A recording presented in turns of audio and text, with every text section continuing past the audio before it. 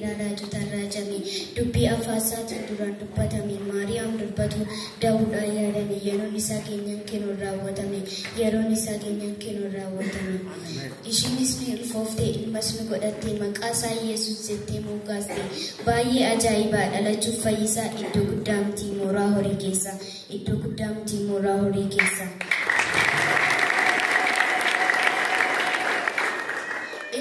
Dhalatee mucaanuuf kenname humni mootummaa isaa gatiitti isaarra jira. Inni gorsaa dinqii abbaa bara baraa dhalachuu isaatiin hafee yaaddoon bara dheeraa dhalachuu isaatiin hafee yaaddoon bara dheeraa. Dhalachuu isaatiin nagaan nuuf deebi'ee dhalachuu isaatiin dukkanni bari'ee dhalachuu isaatiin abdii nutti tole baguma gooftaan kun gara keenya gore baguma gooftaan kun gara keenya.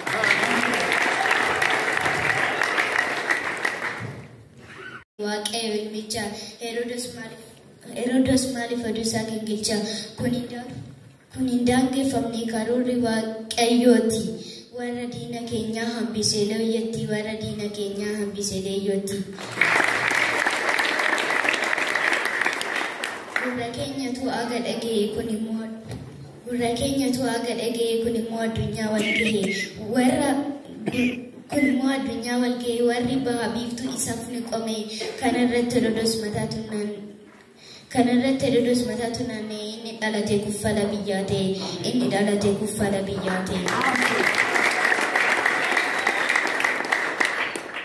kun furmaata gooftaan yaadateetii ba'aa cubbuu keenya isaan nurraa gate dhalachuu isaa argee diinni goolii kaasee Yesuus argachuuf daa'ima ajjeese.